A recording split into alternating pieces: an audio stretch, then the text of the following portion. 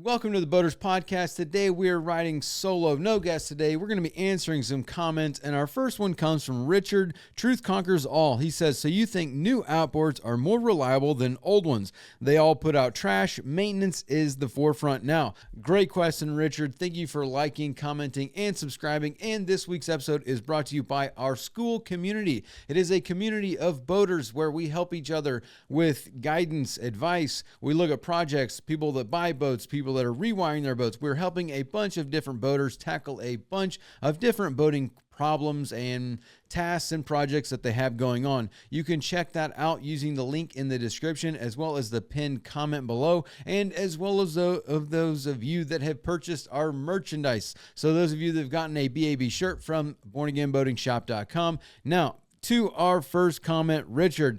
So new outboards, do I think new outboards are more reliable than old ones? Yes, I do. I think that new outboards are more reliable than old outboards. I guess it all depends on the year and the model that you have, because this is not a blanket statement. I mean, this is kind of a discussion that we've had multiple times over the years, and, you know, 4-stroke versus 2-stroke, old versus new. Realistically, you're right. It comes down to the maintenance and how it has been taken care of. And like I've said many times before, it is also the model of the engine. Like if you look at a Yamaha and some of their models that they've been making for 25 years, it's a really solid platform that you can say, like the F-150. They've been making that same F-150 since like 2000 or something like that. It's like, here's a 20-year-old engine that has gone through very little changes and is super reliable. So a new F-150, yes, ridiculously reliable, way more reliable than, say, comparing to a 150 direct injection 2-stroke from the 90s. It's going to be more reliable. It just is what it is. But a brand new model of something like a flagship model that has never been used, never been tested, probably not. Those are not going to be the most reliable things. Anytime that anything is brand new, doesn't matter what it is, if it's a car, truck, whatever, if it's brand new and there isn't, 200,000 of them out in the market being tested, then yeah, I would say they're going to be less reliable because they haven't been proven yet. It's a brand new technology. It's a brand new item. So that's kind of my thoughts on that. I would say yes, a new outboard is going to be more reliable than an old one. Now, an old outboard that has been maintained really well, that doesn't say that that's not more, unreliable. It's just that a brand new F-150 or a brand new 200 or a brand new proven model that has been being made for 15 years, it's a reliable engine. So that's kind of my 2 cents on that one.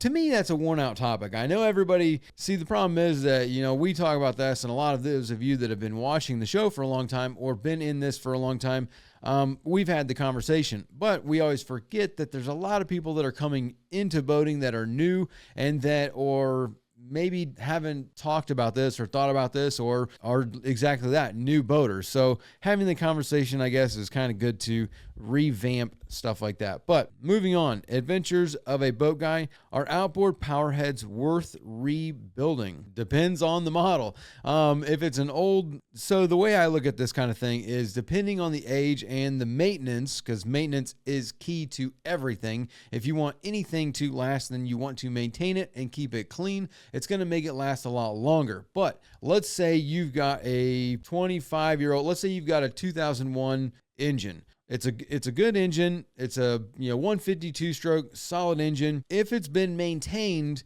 and you need to rebuild a power head, yes, it's worth rebuilding. If it has not been maintained and you look at the engine and the stator, the flywheel, the CDI box, the ignition coils, like everything is just dirty, salty. The wires are brittle. They're starting to fall apart. Like if all the electronics and everything that is on the engine is not been maintained, or the trim unit, the lower unit, if the lower unit is the skeg's all busted off and it's got pitting all over the lower unit and somebody's bottom painted it and it's just in terrible condition, I don't know if I'm going to put the money in to rebuild that, because you have other major components on the engine that are questionable. So if the lower unit's questionable, the trim unit's all rusted and busted, all the electronics are on their way out, no. Why would you rebuild the engine, put all the money to rebuild the power head when as soon as you get it, you know you don't have a reliable engine because you don't know when the trim unit's going to blow. Okay, here's $600. The lower unit blows up. There's $1,500, $2,000. The electronics fail. You got to buy coils at $100 a pop. The wiring harnesses, the wires are all brittle. Now it's shorting out all over the place. There's a $400 harness. Like if your electronics are now and all these components are needing to be replaced, then it's not worth rebuilding. But if everything has been maintained and all those parts are pretty pristine, for sure. If it was a problem of you got bad gas or say someone didn't mix the oil right or they forgot to put oil in it, whatever the case may be, and you wrapped a bag around the lower unit, overheated the power head, and you need to rebuild because it overheated, then yeah, it's worth rebuilding because all of your components are still in good condition, which means once you put a new power head on there or rebuild the power head, it's still reliable. You can go and put it on your boat and not worry about it and go out and use it, and all the components and everything are still have value to them. So that's the way I look at that. Depending on the maintenance of the engine and the components as whether or not it's worth rebuilding. That's the way I look at that situation, which I'm pretty cheap and budget conscientious. So I think, that would be the way I would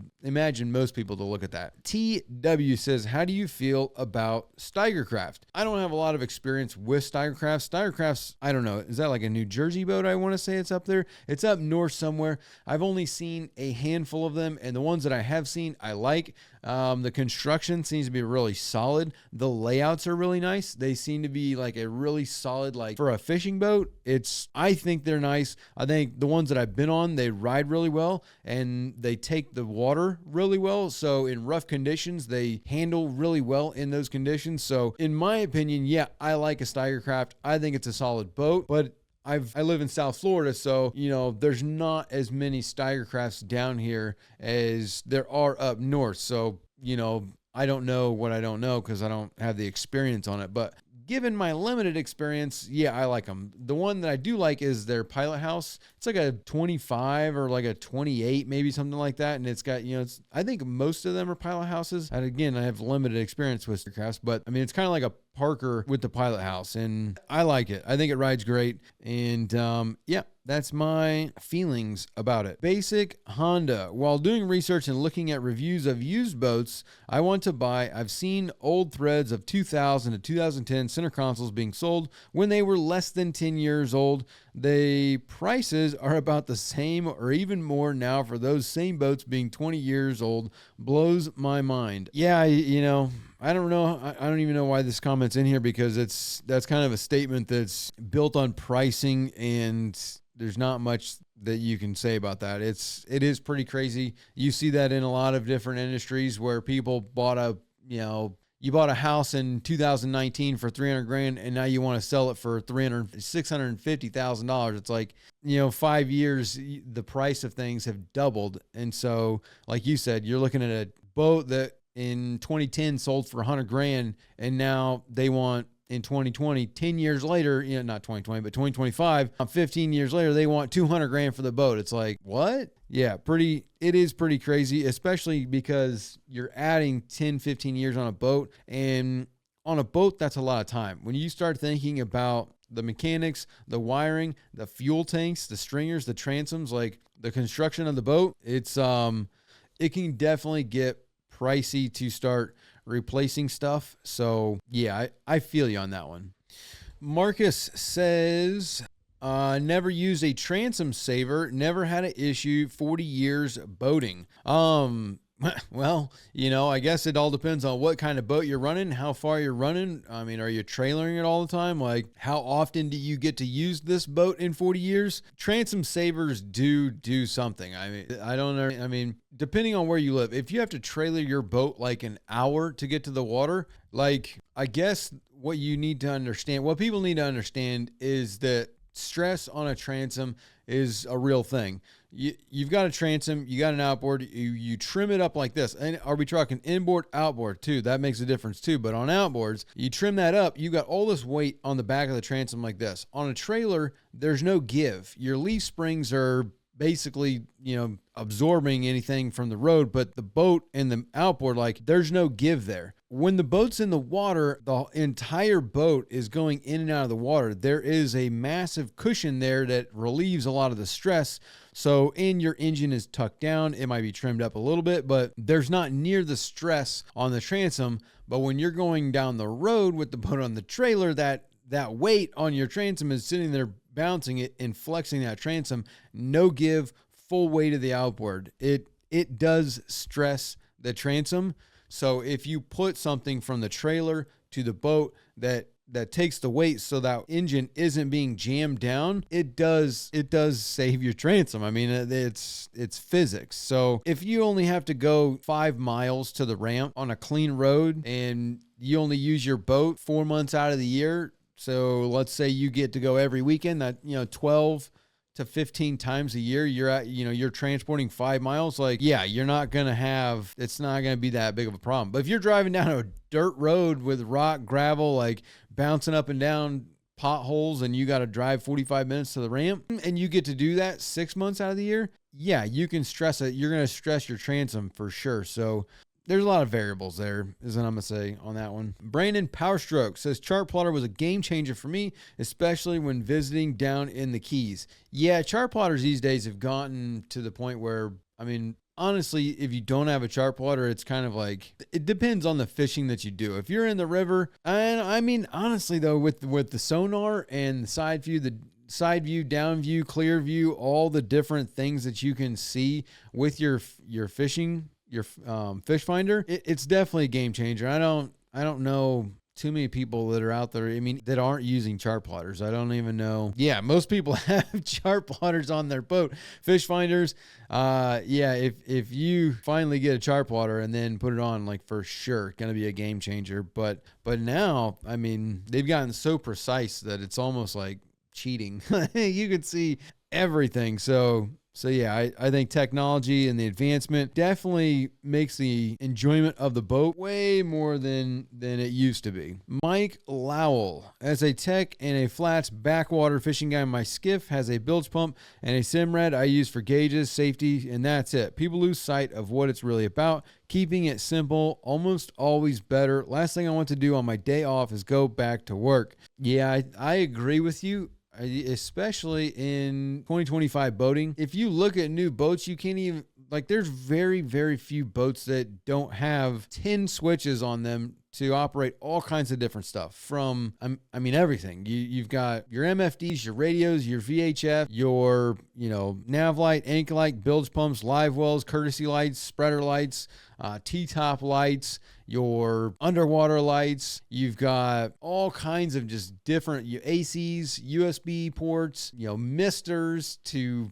everything else, seats that move up and down, tables that move up and down, windlasses. Like, yeah, the boats are completely packed full of everything. And it does. The more stuff that you have, the more problems that you're going to have. There's more, with features comes effort and work and maintenance, more problems, more issues. So I like your idea. I'm still kind of like that too, Mike. I mean, I do like some amenities, like, obviously anchor light, nav light, you got to have that kind of stuff. But I like having a stereo, like having a good fish finder, good chart plotter. Power poles are nice depending on what I'm doing, because it's nice to pull up somewhere, hit the power pole and lock it. And then also trolling motors. Trolling motors are pretty sick because depending on what you're doing, if you can go to an inlet or something and then just lock yourself there, or run a drift on something. I do like that. That is pretty slick for me. So, but at the same time, like you said, if you just, all you got is your Simrad and a good bilge pump, and you're just, fishing flats by sight, then yeah, you're going to have a lot more enjoyable, because it's a lot easier for you to go and there's like nothing to do. You dunk the boat, go to your spot, and then like fish around with nothing. There's like no setup there. There's just very minimal. Makes things a lot more enjoyable too, because if you have a boat with all kinds of stuff and it's a big event to take the boat out, you're less likely to want to do it, because it's such an effort, from uncovering the boat to taking it to the ramp to dropping it in to getting to your spot to setting up with all your stuff, fishing, and then coming back, cleaning the boat, cleaning the fish, cleaning out everything else, pulling everything out, putting it all away, covering the boat. Like, you can get to the point where it's like you've got 4 hours of prep and tear down, 5 hours of prep and tear down to 2-3 hours of enjoyment on the boat. So yeah, I agree with you. I think that you can get overboard with creating this massive mission to be able to use your boat and taking the enjoyment out of it. Long turbidity tracks. Doesn't your engine close the thermostats after 15 minutes or so? If you have twins, does it get the other motor evenly? I've been eyeballing this product for a while. I'm pretty sure we're talking about like a flushing attachment or something, but your thermostats are temperature related. So for one, outboards are completely separate. So like there is no combining of outboards. Like, well, I mean, when we're talking about the running of the engines, each engine runs on its own fuel supply, its own cooling systems, its own electronics. Like, for the most part, outboards are individual items. So for one, they're separate. They don't really affect each other one way or the other. Cooling systems, same thing. It's all in the engine, but your thermostats are done by temperature. So depending on the temperature of the water is what's going to make them either open or closed. There is no time factor to it.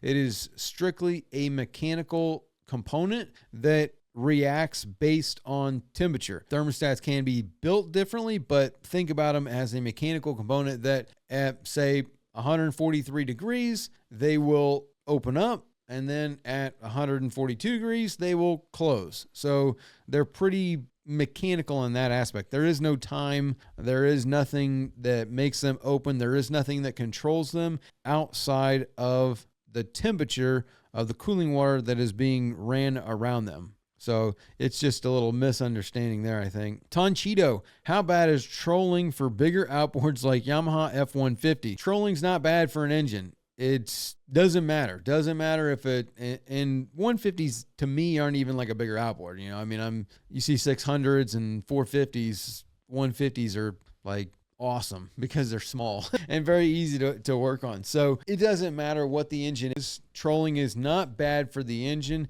What is bad for the engine is, one, if you didn't break it in properly and the rings don't seat properly, that's going to be bad. But trolling is you're running at a lower RPM. Depending on the size of your boat, your trolling, it can vary. It can vary between 1500 RPM to 2,500 RPM, maybe even high-speed trolling, depending on your boat, could be 3,000 RPM. It really depends on your boat, your setup, and what you're trolling for. Are you high-speed trolling? Are you running 8 mile an hour? Are you running 12 mile an hour? Like, what are you trolling for? So trolling isn't bad for the engine. It's that if you're running, say, 2,200 RPM, then you have the potential to build carbon. And depending on how long you do that, it can cause you issues down the line over time with carbon buildup. So let's say to get to your fishing spot or where you troll, like let's say the Gulf Stream for you is 5 miles out and you only have to run, say, 6 miles to get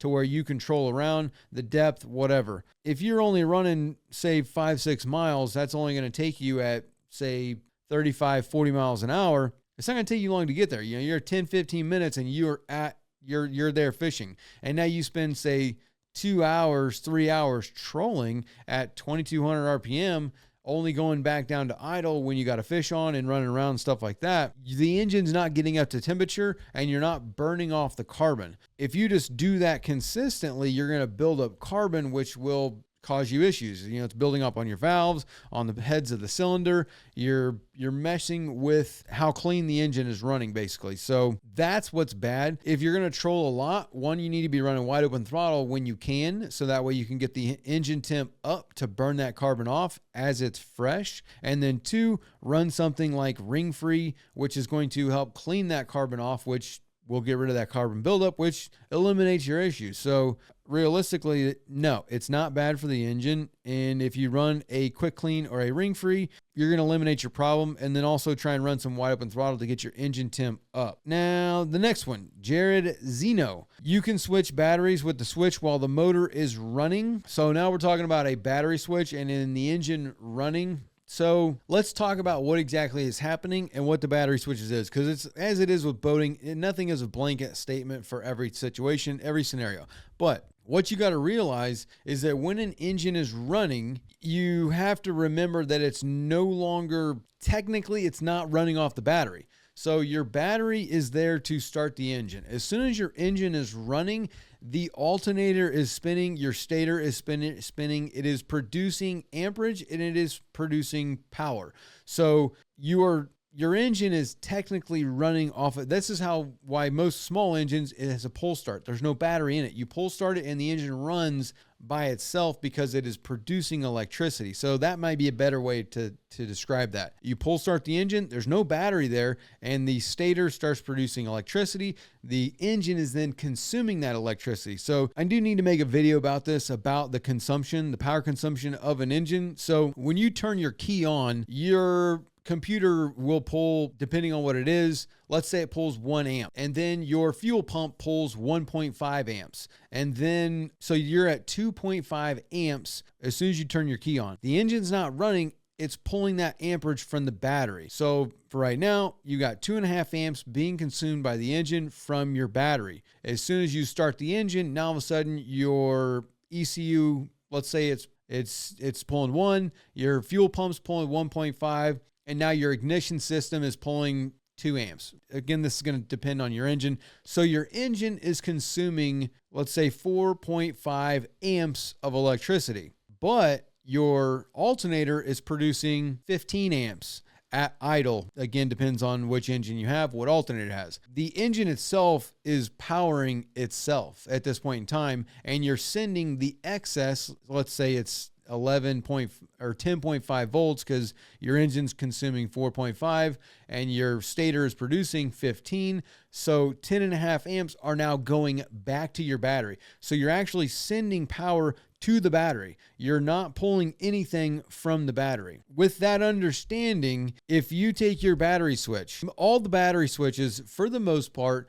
are constant like connection. So unless you turn that to the off position, it is connected. So if you're on battery 1 and your load and you got battery 2, if you go from here to here, it doesn't disconnect. It doesn't disconnect anything because inside of there, the points are all connected. When you turn your switch, they stay connected. There's not enough break there. It's not going to matter. Nothing's going to happen. Nothing happens. Now, if you turn it to off, boom, you can have voltage spikes. You can, mess up your voltage regulators. You can do all kinds of stuff because you have disconnected it from the battery, and that's where the problem rises. So if you turn it to the off position, the engine producing this power is using that battery to produce that power, and it's sending it to ground any excess that it doesn't need. When you turn it to the off and you disconnect that battery, now you've got a problem. That's when, things get messed up.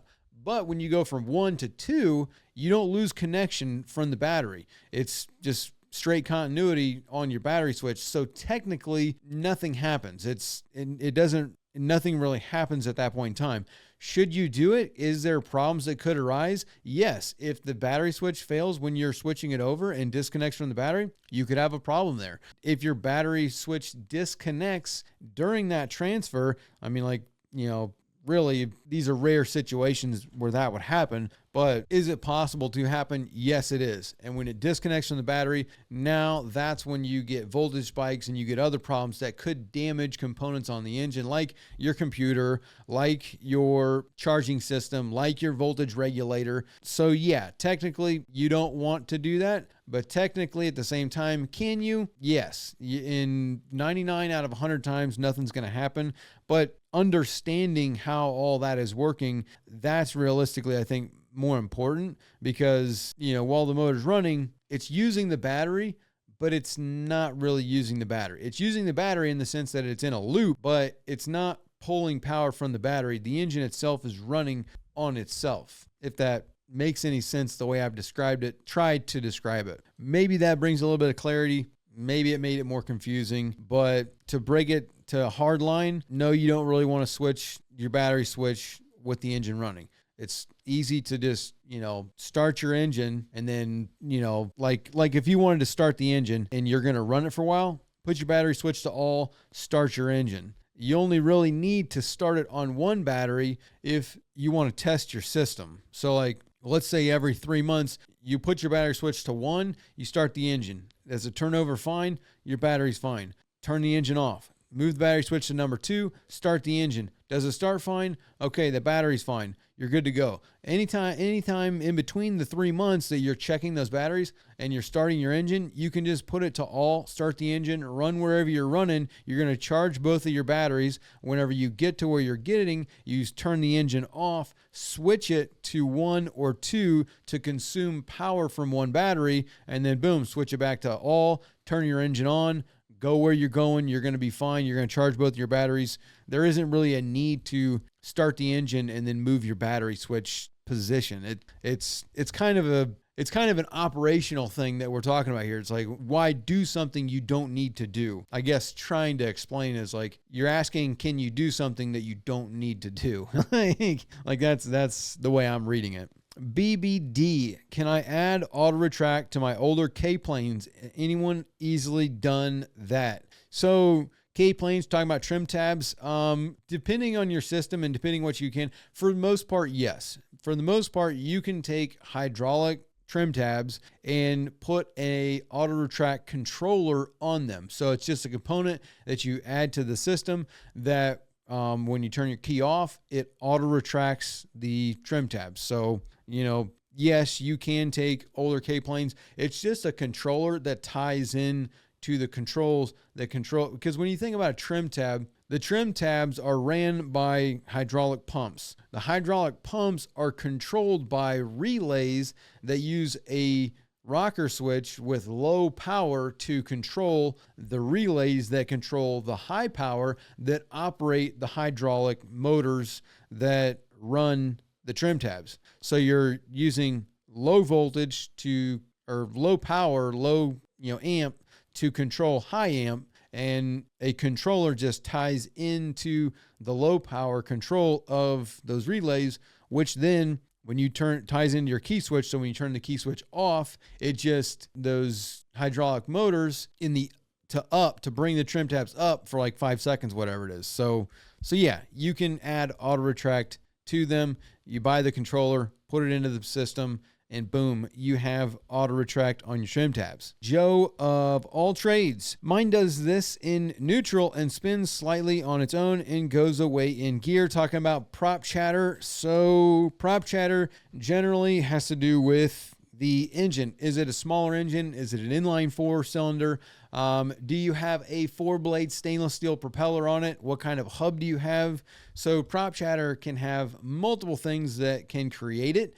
If you've got a bent blade on the prop, if you've got a nick in the prop, if you have you don't have preload on the drive shaft of the lower unit, depending on the engine. A lot of things affect it. By the most part, when we talk about prop chatter, it's usually about smaller inline 4-cylinder engines, because an inline 4-cylinder engine is a very unbalanced engine mechanically. Usually those are the engines that have problems with prop chatter, and whenever you put the engine in gear, run it up to 900 RPM, boom, it goes away because you've loaded the prop and loaded the lower unit. And also the engine itself being unbalanced, if you throw a heavier propeller on there, like a 4-blade stainless steel propeller, it increases that.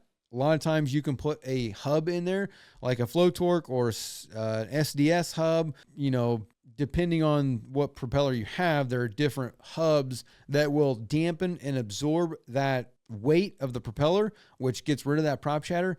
But if you just got your engine serviced and did a water pump, and on certain lower units, they have wave washers that have a flat washer, a wave washer, and a flat washer. And whenever you tighten down your impeller kit, it basically puts a preload on it, is what it's called, a preload, and it pulls up on the drive shaft, which pulls the pinion gear up, which is preloading and pulling that pinion gear up, which gets rid of that chatter. So if you just serviced it, that can be it. And also if the propeller didn't get put back on properly, you can do that too. So other than that, That's completely normal. Our chatter's normal. GM says, awesome. And I have a quick question. I have a boat with 2 batteries and it came with the dual switch. At the beginning, I made the mistake of keeping the switch always to battery 1.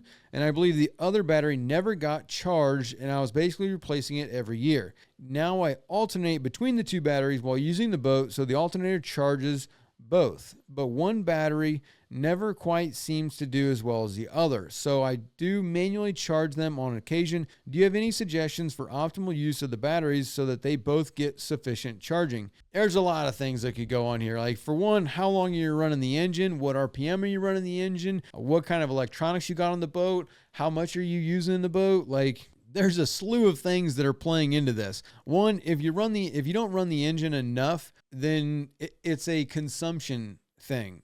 Think about it like this. If you have a radio, your chart plotter, you're running lights, you're running a live well, and you are running a 1K transducer, let's say, you're consuming a lot of power. So putting it into financial terms, let's say that each component costs you $1,000, whatever. We're putting some numbers to it. So your radio costs you $1,000 a month. Your chart plotter costs you $1,000 a month. Your lights cost you $1,000 a month. Your 1K transducer costs you $1,000 a month, even though it's linked to this. You're spending, in your, let's say your live well, it's $1,000. You're spending $5,000 a month on all this stuff. When you're running your engine, you're making, let's say, $3,000 a month, because it can only keep up with charging that much. You're consuming more than you're bringing in. So therefore, it's going to be strenuous on that battery. And yeah, it's always going to be depleted. That is kind of the way you want to think about it. If you're consuming more power than you're bringing in by what the engine is producing, then it's going to be hard on the battery. Charging it with a charger manually, that's going to bring it up. So there's nothing you could do about that. If you could run your engine longer and not use as many components all the time, then it's going to eliminate having to charge that battery. But it's realistically a power consumption versus power production discussion. If you run your engine at, say, idle a lot, you're only going to be charging, depending on the engine, a lower amount of amps. Like, let's say your charger realistically charges 40 amps at wide open throttle. Well, at idle, maybe it only produces 15 to 20 amps. So if you're consuming 30 amps, you're not keeping up. So if you ran your engine at, say, 4,000 RPM more often and it was charging 40 amps, it's going to bring that power up. So there's a lot of things that could go on there based on how much power you're consuming and how much power are you producing. All right, a couple more here. Crut says, what could cause oil to leak out of the water intake hole A? Must be Canadian, eh? From the intake holes, it is, for one, is it engine oil or is it gear lube? Because if it's gear lube, then either your drive shaft seal is leaking, the prop shaft or the shift shaft seal is leaking, or you have a crack somewhere in that lower unit that is leaking oil. My guess is that you're seeing engine oil, which is coming from the power head, which is draining down the drive shaft and then going out your intakes. That is the most common one, unless there is, a problem with the lower unit. Most likely it's going to be engine oil. Are we talking a 2-stroke? We're talking a 4-stroke. If we're talking a 4-stroke, then your oil pump is leaking. Is it a Yamaha? You might need to do an oil pump with a speedy sleeve. So depending on the engine, and are we talking about gear lube? We talking about engine oil? That's kind of like what would cause that, which without that information, we don't really know. But those are your 2 scenarios that are going to cause that. And the last one is going to be Ariel Rodriguez says, great data. So thank you for sharing. I never realized how prices practically double every 5 feet. So this was talking about some of the data that we got from the Miami Boat Show. Boat prices, and something interesting that we noticed when we were looking at all the data was that on average a boat price would double every 5 feet that you added to it. So like the average of a 20 to 25 footer was $100,000. I can't remember. I'm pulling this off the top of my head. So from 20 to 25 footer, the average boat was $100,000. For a 25 to 30 footer, the average price was $200,000. From 30 to 35 feet, the average price was 400 grand. So it was like doubling every 5 feet that you added to the boat. Obviously, up to a point, amenities, other things affected this, but that was kind of something interesting that we noticed, was that every 5 feet, the price was basically doubling for the average cost of a brand new boat based on length, and how he broke that down. So that was it. See you guys next week. Hey there, sorry to take you away from the video, but real quick, did you know that on average a boat owner will spend between $1,000 and $5,000 a year just on servicing their engine? And you could actually pocket and save a lot of that money if you would just do the service yourself. It might seem like a daunting task, but I guarantee you virtually everyone can do it with our guidance and the Boaters program. This is just one skill that you could learn inside the program, because we have hundreds of other videos teaching you all kinds of boating skills, as well as a weekly live stream where we have questions and answers with me, as well as a chat feature where you can send videos and pictures, ask all kinds of questions, or look for some advice or some guidance on a project that you're doing on your boat. You can join the program by hitting the first link in the description, clicking join, or visiting bornagainboating.com. Now back to the video.